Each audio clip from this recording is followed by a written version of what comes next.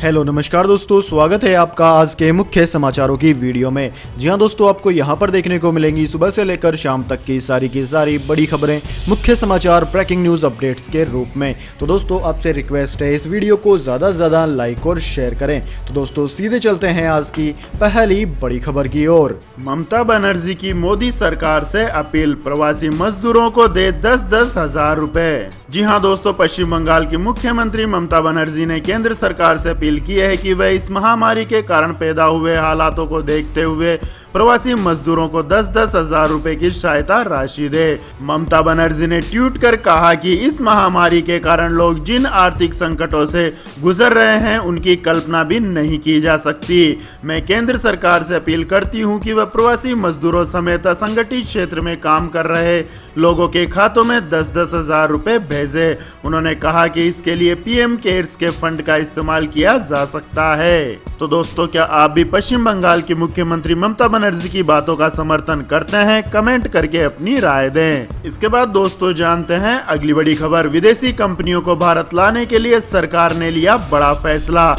दी empowered group को बनाने की मंजूरी। जी हां दोस्तों, प्रधानमंत्री नरेंद्र मोदी की अध्यक्षता में हुई कैबिनेट बैठक में विदेशी निवेश बढ़ाने पर फैसला हो गया है। कैबिनेट के फैसले की जानकारी देते हुए केंद्रीय मंत्री जावड़ेकर ने प्रेस कॉन्फ्रेंस में कहा है कि सरकार ने निवेश बढ़ाने के लिए एम्पावर्ड ग्रुप को बनाने की मंजूरी दे दी है। इसके अलावा प्रोजेक्ट डेवलपमेंट सेल बनाने का भी फैसला किया गया है। कैबिनेट ने कोलकाता पोर्ट का नाम बदलने की भी मंजूरी दे दी है। कोलकाता पोर्ट का नाम बदलकर श्यामा प्रसाद मुखर्जी रखा जाएगा। इसके बाद दोस्तों जानते हैं अगली बड़ी खबर। इस महामारी के संकट में सरकार ने 42 करोड़ गरीबों को बांटे 53,248 करोड़ रुपए। जी हां दोस्तों, वित्त मंत्रालय ने कहा है कि प्रधानमंत्री गरीब कल्याण पैकेज के तहत करीब 42 करोड़ गरीबों को 53,248 करोड़ रुपए की वित्तीय सहायता उपलब्ध कराई गई है। सरकार ने कमजोर तबकों को इस महामारी के संकट से राहत देने के लिए 26 मार्च को 1.70 लाख करोड़ रुपए के राहत पैकेज की घोषणा की थी। पैकेज में गरीबों को मुफ्त अनाज और महिलाओं, बुजुर्गों, किसानों तथा अन्यों को नगद सहायता उपलब्ध कराना शामिल है। मंत्रालय ने कहा है कि पैकेज के क्रियान्वयन पर केंद्र और राज्य सरकारें लगातार नजर रख रही है। इसके बाद दोस्तों जानते हैं अगली बड़ी खबर। 2 महीने बाद शॉपिंग मॉल्स एक बार फिर से चमकने के लिए तैयार, फॉलो करने होंगे यह रूल्स। जी हां दोस्तों, अनलॉक 1 के तहत 8 जून से शॉपिंग मॉल्स खोलने की इजाजत दे दी गई है, लेकिन शॉपिंग मॉल्स में घूमने से लेकर शॉपिंग अब पहले जैसा नहीं रहेगा। इस महामारी के मद्देनजर कई सावधानियां हैं जिनका ख्याल रखना हर ग्राहक और मॉल में मौजूद रिटेलर के लिए जरूरी होगा। मॉल मालिकों का कहना है कि पहले दिन से ही कस्टमर को यह भरोसा दिलाना चाहते हैं कि मॉल्स में खरीदारी करना पूरी तरह सेफ है। मॉल में शॉपिंग करने के लिए आपको इन नियमों का पालन करना होगा। ग्राहक और दुकानदार के लिए आरोग्य सेतु ऐप डाउनलोड करना जरूरी है। मॉल में एंट्री पर मास्क, सैनिटाइजेशन और थर्मल स्कैनिंग को भी अनिवार्य किया गया है। एस्केलेटर पर एक वक्त पर 3 से ज्यादा लोग नहीं होंगे और 2 लोगों के बीच 3 सीढ़ियों का अंतर होना जरूरी है। मेकअप से जुड़े प्रोडक्ट, जूते और परफ्यूम जैसी चीजों के ट्रायल पर पूरी पाबंदी होगी। शोरूम के अंदर ग्राहकों की संख्या एक समय पर 5 से ज्यादा नहीं होगी। इसके अलावा मॉल परिसर, वॉशरूम, फूड कोर्ट जैसी कई जगह की साफ सफाई पर खास ध्यान दिया जाएगा।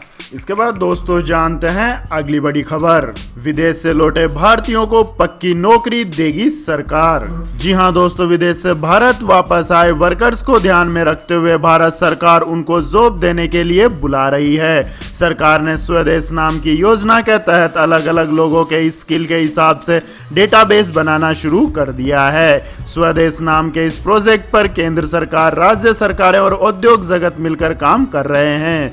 स्किल डेवलपमेंट मिनिस्ट्री और एक्सटर्नल अफेयर्स मिनिस्ट्री दोनों इसे फैसिलिटेट कर रहे हैं। इसके तहत एक टोल फ्री नंबर भी बनाया है और वर्कर्स को ऑनलाइन फॉर्म भरने के लिए कहा जा रहा है। उसमें उन्हें अपने स्किल्स का डिस्क्रिप्शन भी देना होगा। फॉर्म www.nsdcindia.org/स्वदेश पोर्टल पर भरा जा सकता है। तो दोस्तों, केंद्र सरकार की इस स्कीम से विदेश से आए वर्कर्स को कितना फायदा होगा, कमेंट करके अपनी राय दें। इसके बाद दोस्तों जानते हैं अगली बड़ी खबर। मोदी सरकार का बड़ा फैसला, किसानों को मिली अपनी फसल बेचने की आजादी, एक राष्ट्र एक बाजार को मंजूरी। जी हां दोस्तों, एक हफ्ते में दूसरी कैबिनेट बैठक में मोदी सरकार ने एक बार फिर राहत पैकेज का पिटारा खोल दिया है। इस बैठक में किसान हित में कई फैसले लिए गए हैं। बैठक में किसानों के लिए 3 बड़े निर्णय लिए गए। प्रधानमंत्री नरेंद्र मोदी की अध्यक्षता में हुई कैबिनेट की बैठक में एसेंशियल कमोडिटी एक्ट में बदलाव पर फैसला लिया गया। इस अधिनियम में संशोधन को मंजूरी दे दी गई है। इस संशोधन के बाद अब किसान सीधे अपनी फसलें किसी भी बाजार में बेच सकेंगे। अब देश में किसानों के लिए एक देश एक बाजार हो जाएगा। सरकार ने एक देश एक बाजार की नीति को मंजूरी दे दी है। तो दोस्तों, इस स्कीम से किसानों को कितना लाभ होगा, कमेंट करके अपनी राय दें। इसके बाद दोस्तों जानते हैं अगली बड़ी खबर। लेकिन दोस्तों, अगली खबर जानने से पहले आप लोगों से गुजारिश है कि अगर आपको इस वीडियो में दिखाई गई खबरें पसंद आई हो तो इस वीडियो को लाइक करें, कमेंट करें और हमारे चैनल को सब्सक्राइब करें। तो दोस्तों जानते हैं अगली बड़ी खबर। मुख्यमंत्री योगी आदित्यनाथ ने दिए निर्देश, प्रदेश में कोई भी न रहे भूखा, जल्द बनाए जाएं सभी के राशन कार्ड।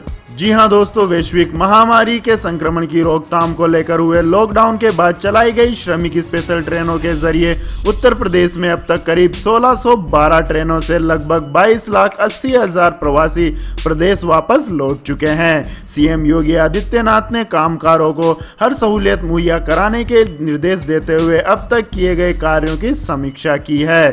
समीक्षा बैठक में सीएम योगी आदित्यनाथ ने अधिकारियों को निर्देश दिया है कि कोई भी व्यक्ति भूखा ना रहे और जिसके पास भी राशन कार्ड नहीं है उसका राशन कार्ड अवश्य बनाया जाए। उन्होंने राशन वितरण पर संतोष व्यक्त करते हुए कहा कि 2 महीने में जो भी नए राशन कार्ड बनने हैं वो जल्द से जल्द बनाए जाए। उन्होंने सख्त निर्देश दिए हैं कि जहां भी राशन बट रहा है वहां घटतोली की शिकायत नहीं आनी चाहिए। इसके अलावा दोस्तों, उन्होंने यह भी निर्देश दिया है कि कम्युनिटी किचन के माध्यम से हर जरूरतमंद को गुणवत्तापूर्ण और ताजा भोजन भरपेट उपलब्ध कराया जाए। इसके बाद दोस्तों जानते हैं अगली बड़ी खबर। विदेश मंत्रालय ने पाकिस्तान को चेताया, गिलगिट बल्टिस्तान में तोड़े जा रहे हैं बौद्ध स्मारक। जी हां दोस्तों, भारत ने पाकिस्तान के कब्जे वाले गिलगिट बल्टिस्तान में बौद्ध स्मारकों को तोड़े जाने को लेकर कड़ी चेतावनी दी है। विदेश मंत्रालय के प्रवक्ता अनुराग श्रीवास्तव ने इसकी जानकारी देते हुए बताया है कि हमने भारत के हिस्से गिलगिट बल्टिस्तान में स्थित अमूल्य भारतीय बौद्ध स्थल के अपमान और तोड़फोड़ को लेकर कड़ी आपत्ति जताई है।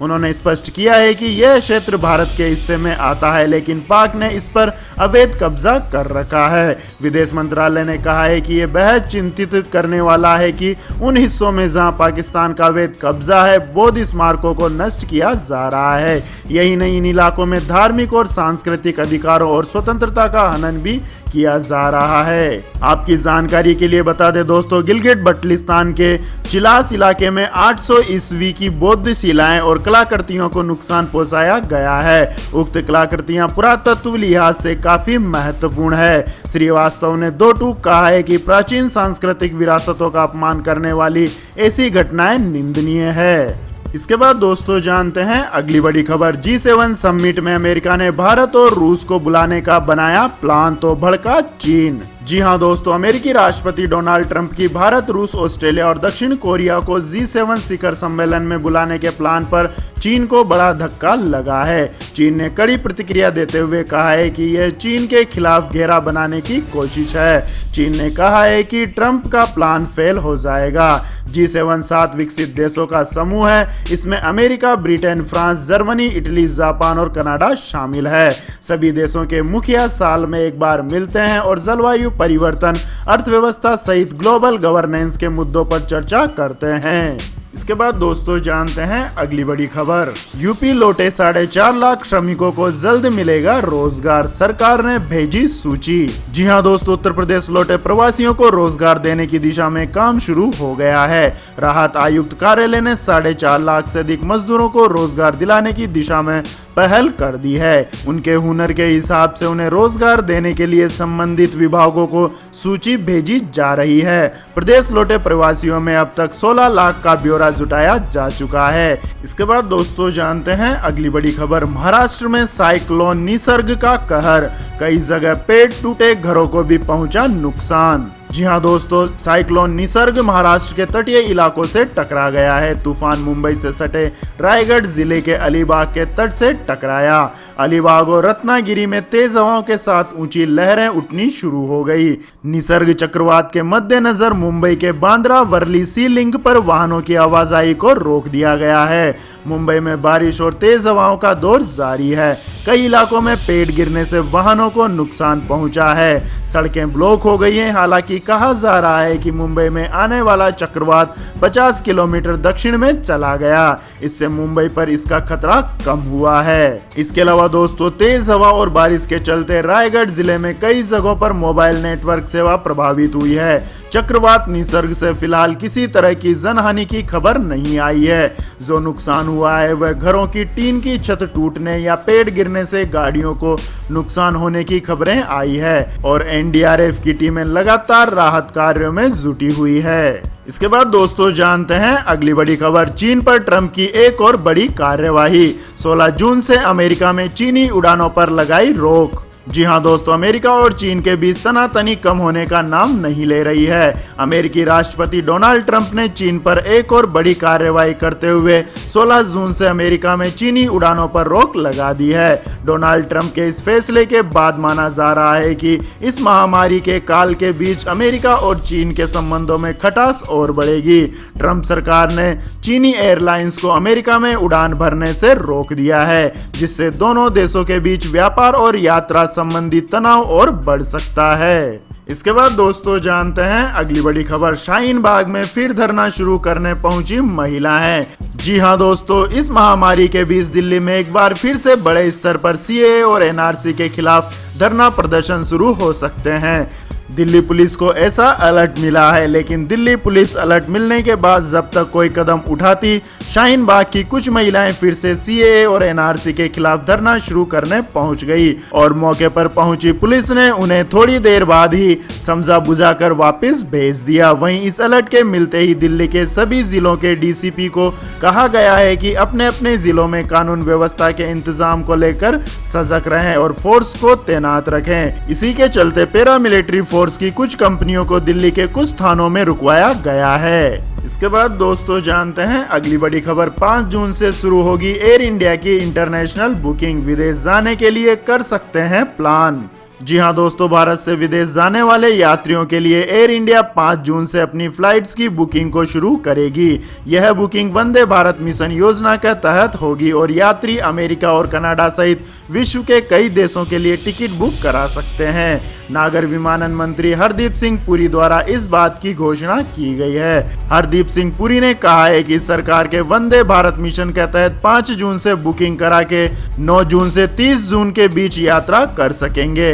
ये फ्लाइट्स अमेरिका और कनाडा के कई महत्वपूर्ण शहरों जैसे New York, New York, Chicago, Washington, San Francisco, Vancouver और टोरंटो के लिए उपलब्ध होगी। इसके बाद दोस्तों जानते हैं अगली बड़ी खबर। देश की मशहूर साइकिल कंपनी एटलस ने आर्थिक तंगी के चलते बंद किया कारखाना। जी हां दोस्तों, इस महामारी के कारण देश में लॉकडाउन का असर अब धीरे धीरे सामने आने लगा है। सरकार ने अनलॉक 1 का ऐलान कर दिया है और तमाम क्षेत्रों में छूट दी जा रही है। इस बीच गाजियाबाद से खबर आई है कि यहां देश की मशहूर साइकिल कंपनी एटलस ने आर्थिक तंगी के चलते कारखाना चलाने से हाथ खड़े कर दिए हैं। कंपनी का कहना है कि उसके पास अब कोई पैसा नहीं बचा है। इसके बाद दोस्तों जानते हैं अगली बड़ी खबर। ऑनर प्ले 4 और play 5 pro 5G dual front कैमरे के साथ बजट रेंज में लॉन्च। जी हां दोस्तों, हुवई की सब ब्रांड ऑनर ने अपने प्ले 4 5G सीरीज को चीन में लॉन्च कर दिया है। इस सीरीज में 2 स्मार्टफोन्स ऑनर प्ले 4 5G और प्ले 4 प्रो 5G लॉन्च किए गए हैं। ये दोनों ही smartphone punch hole display panel और क्वाड रियर कैमरा सेटअप के साथ आते हैं। ऑनर ने इस बार अपने प्ले 4 सीरीज के बेस वेरिएंट को MediaTek Dimensity 800 SoC mid range के 5G प्रोसेसर के साथ लॉन्च किया है।